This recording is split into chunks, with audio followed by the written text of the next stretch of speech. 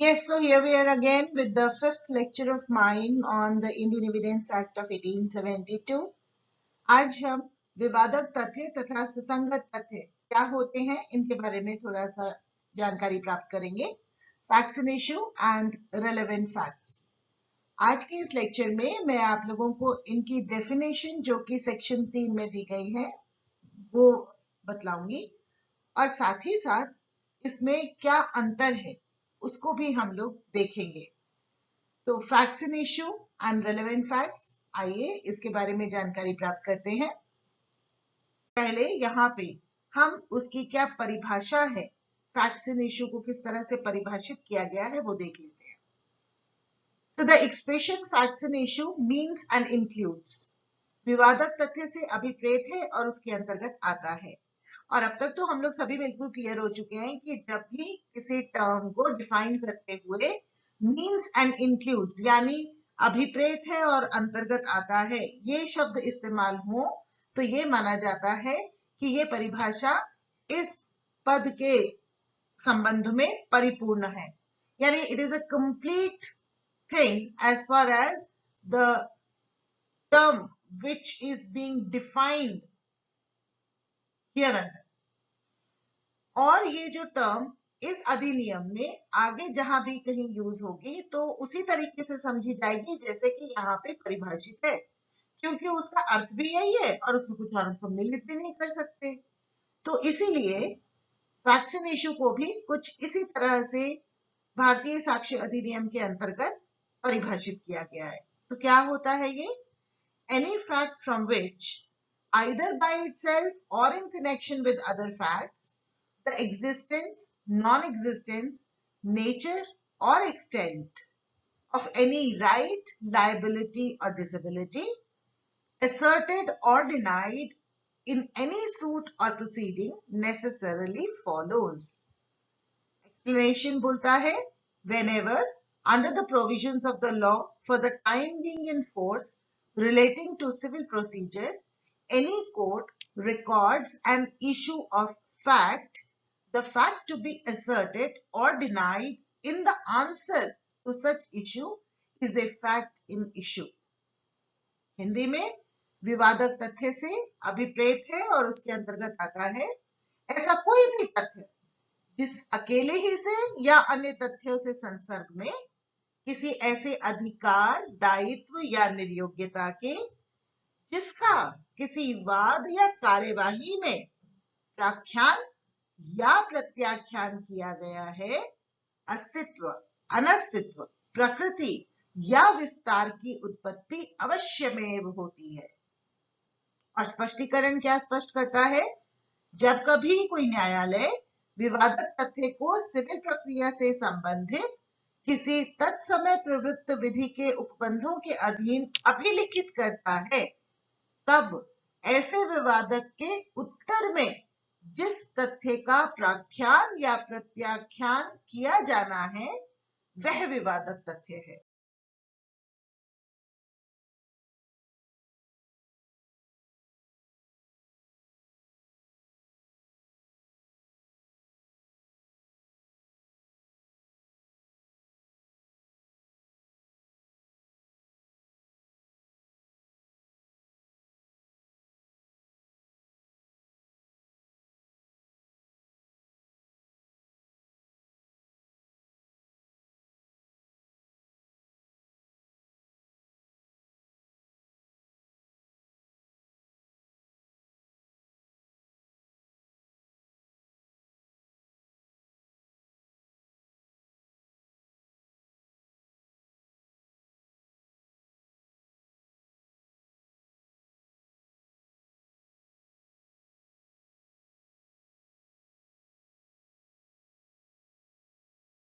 So after seeing the definition of facts in issue, in this slide there are different parts of the definition to make us understand it more clearly. So we know that in a suit or proceeding, so we know suits are generally referred in the civil cases and proceedings are generally the criminal proceedings. So in a suit or proceeding, there is a dispute between the two parties. Now, this dispute relates to assertion or denial of the existence, non-existence, nature, or extent of any right, liability, or disability. So, any fact from which by itself or in connection with other facts, the existence, non-existence, nature, or extent of any right, liability, or disability necessarily follows is a fact in issue. तो जैसा हम जानते हैं कि किसी भी वाद में, जो कि सिविल वाद होता है, और जब हम कार्यवाही शब्द का प्रयोग करते हैं तो आपराधिक कार्यवाही के संबंध में हम रेफर करते हैं। तो किसी भी वाद या कार्यवाही में विवाद के दो पक्षकार होते हैं।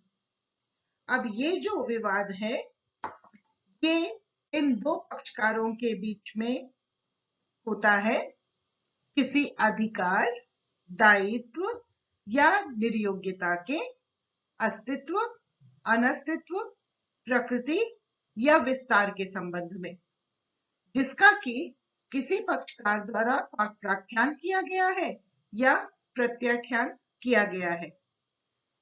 तो कोई भी तथ्य जिस अकेले ही से या अन्य तथ्यों से संसर्ग में किसी ऐसे अधिकार, दायित्व या निर्योग्यता के अस्तित्व, अनस्तित्व, प्रकृति या विस्तार की उत्पत्ति अवश्यमेव होती हो, वह विवादक तथ्य होता है ना।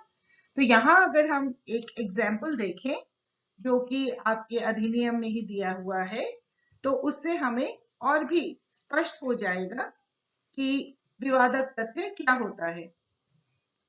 जैसे कि ए पर बी के मर्डर का आरोप है, हत्या का आरोप है। तो अब इसमें विवादक तथ्य क्या हो सकते हैं? सबसे पहला विवादक तथ्य क्या होगा? क्या ए ने बी की हत्या की थी? ये सबसे पहला विवादक तथ्य होगा। फिर क्या ए का आशय बी की हत्या करना था? आशय यानी कि इंटेंशन। हम लोग जानते हैं कि आईपीसी में मर्डर के केसेस में इंटेंशन बहुत ही इंपॉर्टेंट रोल प्ले करता है। तो ये एक विवादक तथ्य हो सकता है कि क्या ए का आशय बी की हत्या करना था, या फिर अगर मान लीजिए ए अपने बचाव में ये बात कह रहा है कि उसे अचानक तथा गंभीर प्रकोपन प्राप्त हुआ था और वह बी से ही प्राप्त हुआ था। तो आप जानते ही हैं कि आईपीसी में सडन एंड ग्रेव प्रोवोकेशन जो है एक डिफेंस होता है मर्डर का, है ना। तो इसमें अगर ए अपने बचाव में ये कहता है कि उसे ब से अचानक तथा गंभीर प्रकोपन प्राप्त हुआ था, तो ये भी विवादक तथ्य हो जाएगा कि क्या अ ने ब से अचानक तथा गंभीर प्रकोपन प्राप्त किया था।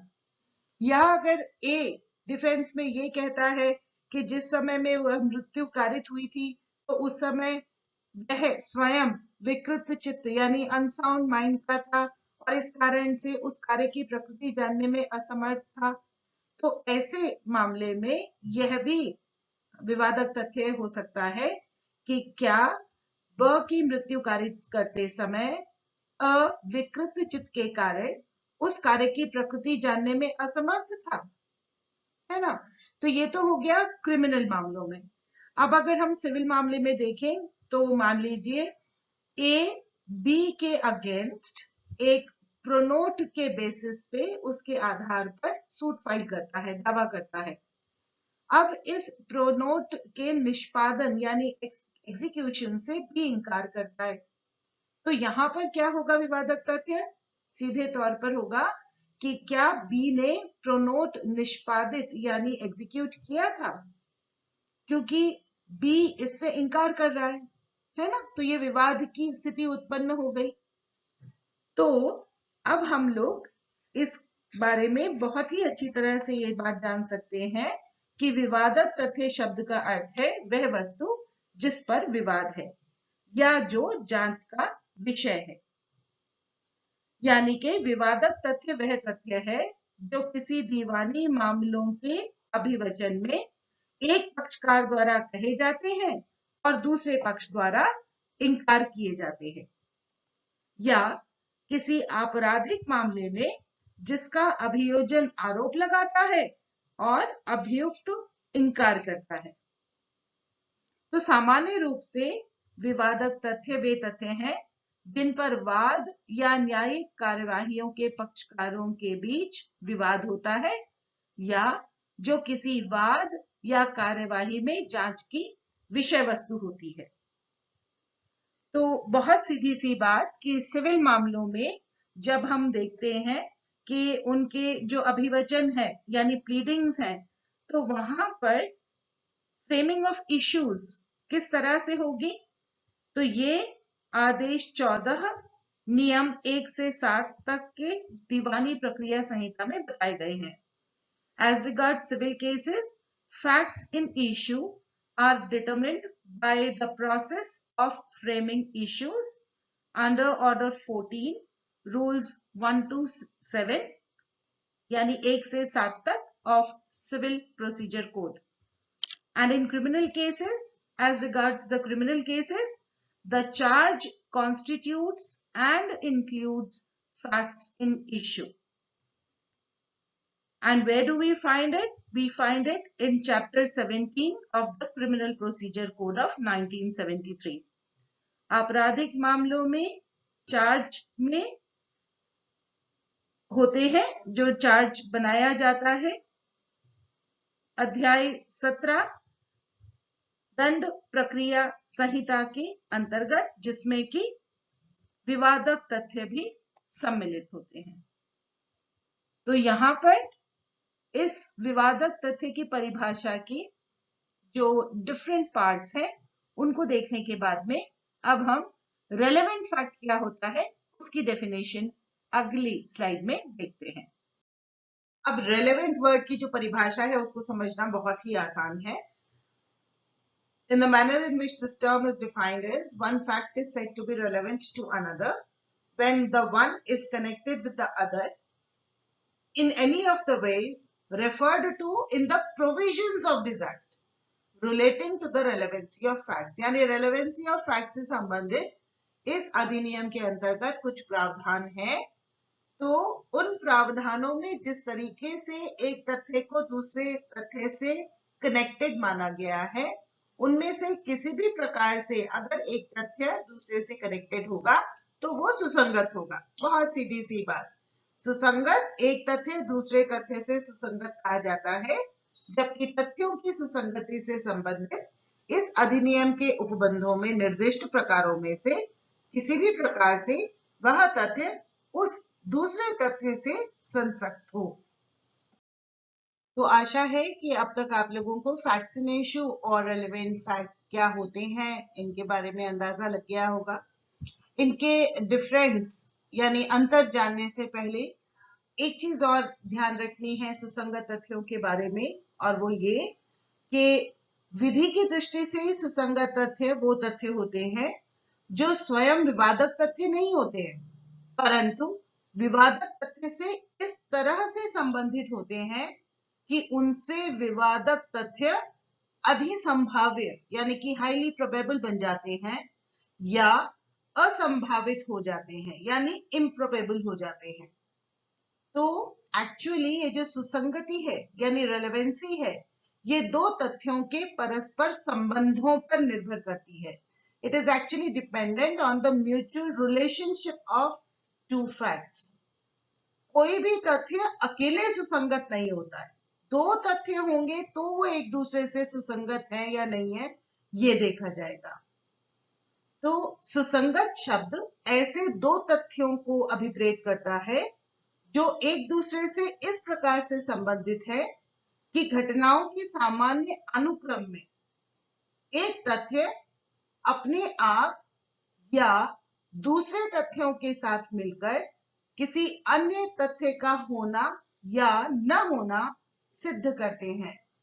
When connection between principle and evidentiary, fact in issue and related fact is too remote and conjectural, the evidentiary fact is irrelevant. अगर वो एक दूसरे से इतने दूर हैं, रिमोट है, कि उनका आपस में जो संबंध है वो सही तरीके से स्थापित नहीं हो पा रहा है, तो फिर ऐसे तथ्य इररिलेवेंट हो जाते हैं, यानी कि असंगत हो जाते हैं। तो घटनाओं के सामान्य अनुक्रम में एक तथ्य को दूसरे तथ्य से इस प्रकार से संबंधित होना चाहिए कि वो किसी अन्य तथ्य के होने या न होने को सिद्ध करते हो। ठीक है ना? अगर ऐसा नहीं होता तो फिर हम लोग यही कहते हैं कि ये तथ्य दूसरे तथ्य से बहुत ही रिमोट है। तो अब जब हम फैक्ट्स इन इशू और रेलेवेंट फैक्ट्स के बारे में जान चुके हैं, तो अब 4 इनमें जो डिफरेंसेस हैं उनको देख लेते हैं।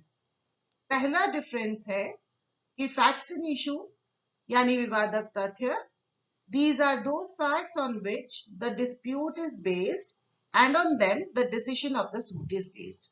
ये तो अब तक हम समझ ही चुके हैं कि विवादक तथ्य वो तथ्य है जिन पर विवाद होता है तथा जिनके आधार पर वाद का निर्णय आधारित होता है। तो फिर सुसंगत तथ्य, इनके कंपैरिजन में देखें, these are those facts on the basis of which an inference can be made about the existence or existence of facts. कौन से फैक्ट्स? फैक्ट्स इन इशू या अदर रेलेवेंट फैक्ट्स। ये ऐसे तथ्य हैं जिनके आधार पर तथ्यों के अस्तित्व, कौन से तथ्य? विवादक तथ्य या अन्य सुसंगत तथ्यों के अस्तित्व या अनस्तित्व का अनुमान लगाया जाता है ना? फिर फैक्ट्स इन इशू का ये भी बहुत ज्यादा क्लियर है हम लोगों को कि ये तो एसेंशियल एलिमेंट होते हैं किसी भी राइट या ऑब्लिगेशन के, है ना? किसी अधिकार या दायित्व के आवश्यक तत्व होते हैं।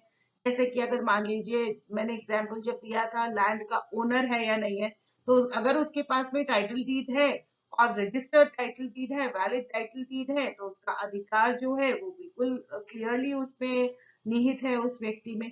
तो ये फैक्ट्स इन इशू का एसेंशियल एलिमेंट क्या होता है? राइट या ऑब्लिगेशन का, है ना? अब जब रेलेवेंट फैक्ट्स पर हम आते हैं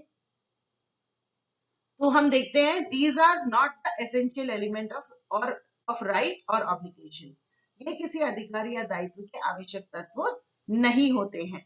ये किसी चीज को साबित करने के लिए, उसके अस्तित्व को दिखाने के लिए सुसंगत तो हो सकते हैं, लेकिन आवश्यक तत्व नहीं होते। जैसे यहां मैंने कहा ना, आवश्यक होता है। अगर मान लीजिए उस ओनर के पास में टाइटल डीड है, तो फिर ये फैक्ट उसके ओनर होने के राइट का एसेंशियल एलिमेंट हो जाता है।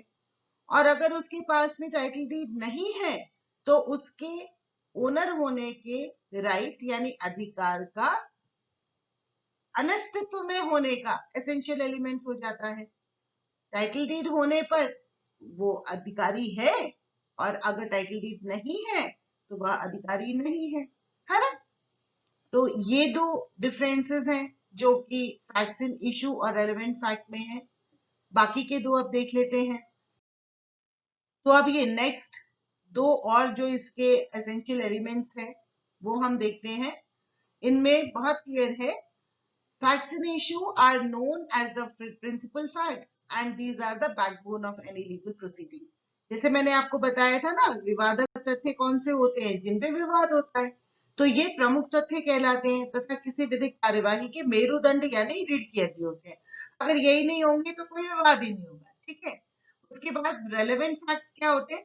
These are means to prove the facts in issue. They are subsidiary facts, also known as subsidiary facts. ये विवादक तथ्य को साबित करने के साधन है। तो ये अपने आप में विवादक तथ्य नहीं होते हैं, ये विवादक तथ्य को साबित करने के साधन के रूप में होते हैं, इसलिए इन्हें हम गौण तथ्य के रूप में जानते हैं। और last, facts in issue are framed by the court on the basis of the pleadings.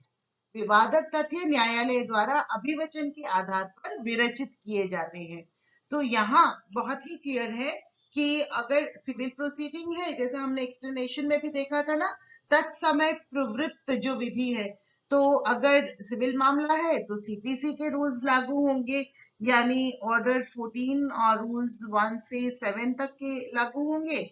और अगर क्रिमिनल प्रोसीडिंग है तो उसमें चैप्टर 17 जो है क्रिमिनल प्रोसीजर कोड का, उसमें जिस तरीके से दिया गया है तो वो फैक्ट्स इन इश्यू होंगे। तो facts in issue are framed by the court on the basis of the pleadings, and the relevant facts are mentioned from sections 6 to 55 of the Indian Evidence Act.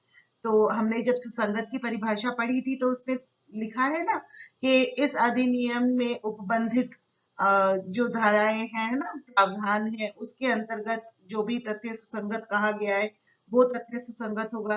तो बहुत ही आसान है याद रखना कि भारतीय साक्ष्य अधिनियम की धारा 6 से 55 तक में जिसका प्रावधान दिया गया है, उल्लेख किया गया है, वो सुसंगत तथ्य हैं। So now I think that what are the facts in issue and relevant facts is very clear to you. And अब हम लोग नेक्स्ट जो मेरा वीडियो है, लेक्चर है, उसमें हम बेसिकली बात करेंगे, एक तो करेंगे डायरेक्ट एविडेंस की, उसके बाद में सर्कमस्टेंशियल एविडेंस की और हियरसे एविडेंस की। ये बहुत दिनों से अभी टलता जा रहा है, तो अब की बार में बिल्कुल वही हम लोग देखेंगे। तो आशा करती हूँ कि धारा 3 में भारतीय साक्ष्य अधिनियम में आप लोगों को अब क्लियर हो गया होगा कि फैक्ट्स इन इश्यू क्या होते हैं और रेलेवेंट फैक्ट्स क्या होते हैं और इनमें क्या अंतर होता है। So take very good care of yourself. God bless you all. Bye.